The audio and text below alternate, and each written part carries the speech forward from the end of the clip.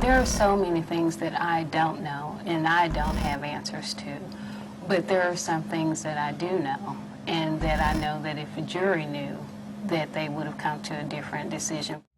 After spending 17 years on death row, Frances Elaine Newton was executed by lethal injection. But to understand how she ended up strapped to a gurney, we have to go back to a spring night in Houston, Texas. Due to the nature of this case, viewer discretion is advised. All descriptions are factual and handled with care. On the evening of April 7, 1987, just before 8:30 p.m., Deputy Ricks was dispatched to an apartment complex off West Mount Houston Road. The call came in as a possible shooting, and when he arrived, Frances was already there, standing outside with her cousin, Sandra Nelms. But what Deputy Ricks found inside the unit was worse than anyone expected. There, on the living room couch, lay 23-year-old Adrian Newton, Frances's estranged husband, shot once in the head. And in the bedroom, their 7-year-old son, Alton, was still lying in his bed. In the crib, 21-month-old Farrah lay motionless. Both were dead, each killed with a single bullet to the chest. But there were no signs of a break-in, there were no signs of a struggle, and nothing had been stolen. Whoever had done this had walked straight in, executed all three, and walked back out as if it was nothing. But who could have done it? At the time, Adrian and Frances's marriage was falling apart. His alleged drug use had pushed them to the breaking point. They were separated but still sharing the same apartment, and things between them were tense. They were both seeing other people. But no one, not family, not friends, expected it to end in blood. Adrian's brother, Sterling, had been staying at their house during the time of the murders, and that night he came home around 6 p.m. But Frances asked him to leave again so she could talk to Adrian about their problems in private. Not long after, around 6:45 p.m., Adrian was on the phone with Ramona Bell, a woman he had been dating. Frances had answered the phone first, and even after handing it to Adrian, Ramona could hear her in the background. During that call, Adrian told Ramona he was tired, but he didn't want to go to sleep until Frances left, because he didn't feel safe with her in the house, and nobody knew just how right he was. Because not even an hour later, between 7 and 7:30 p.m., it was already over. At this time, Frances was at her cousin Sandra's house. There, she asked Sandra to come over to her apartment to hang out, but before they left, Frances took a blue bag out of her car and secretly stashed it inside an abandoned house next door, a house owned by her parents. Together, they drove to the apartment, and when they arrived, they found Adrian and both children shot. They immediately called 911, but it was already too late. They were gone. Earlier that same evening, Adrian's friend, Alphonse Harrison, had plans to meet up with him. They had spoken earlier in the day, but when Alphonse called between 7 and 7:15 p.m. to discuss their plans further, Frances answered the phone.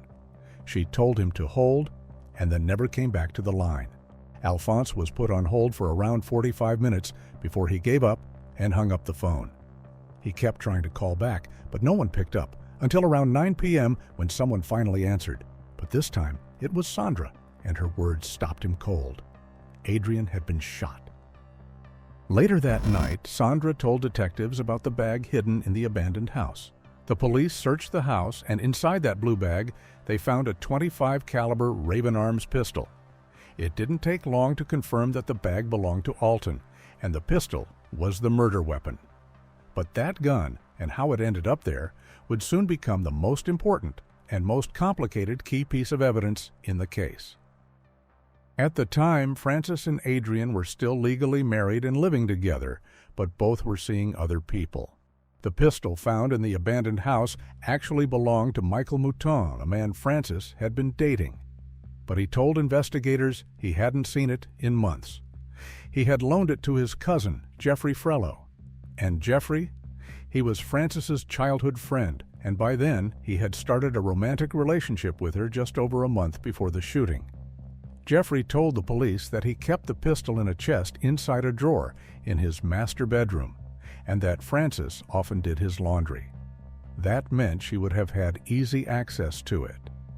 And with that information, the detectives turned their focus on Frances.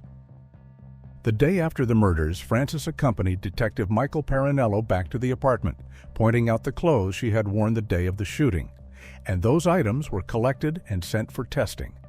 A state forensic expert later testified that her skirt tested positive for nitrites, residue consistent with gunpowder, specifically from a gun being fired at close range, right around the waistline. But by then, detectives were already piecing together a very different version of events, one that didn't look like a random attack.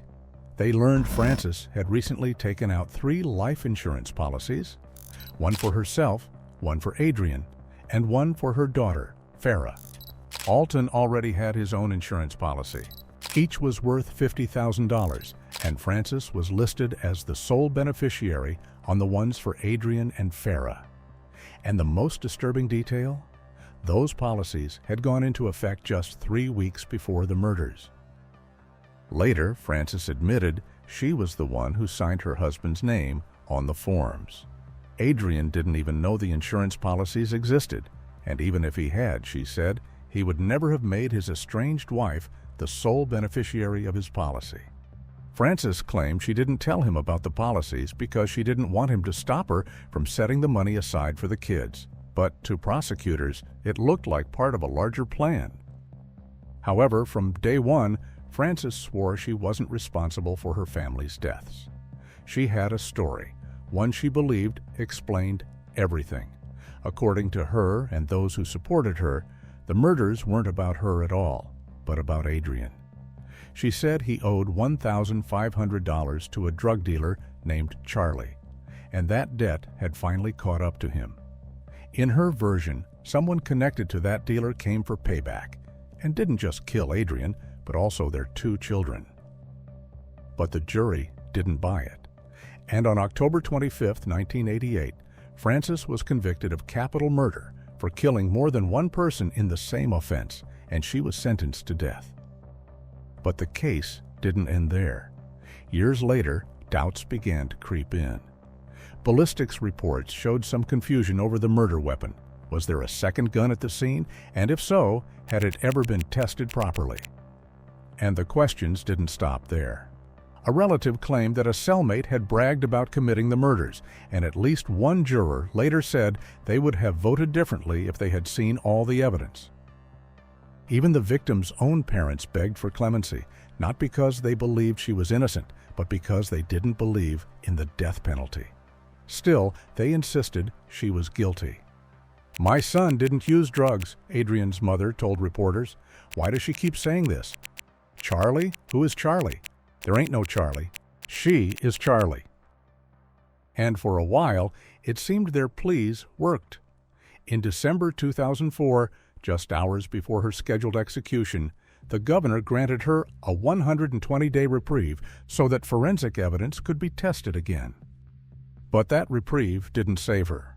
Her skirt, which could have contained traces of gunshot residue, had already been contaminated. The bullets were matched to the gun she had hidden, and the courts weren't convinced that the new evidence changed the case. So, on September 12, 2005, the Texas Board of Pardons and Paroles voted unanimously not to stop the execution, and the next day, the U.S. Supreme Court denied her final appeal.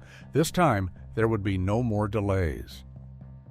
On September 14, 2005, at the Huntsville unit, Frances lay strapped to the gurney, the leather restraints pulled tight across her arms and legs.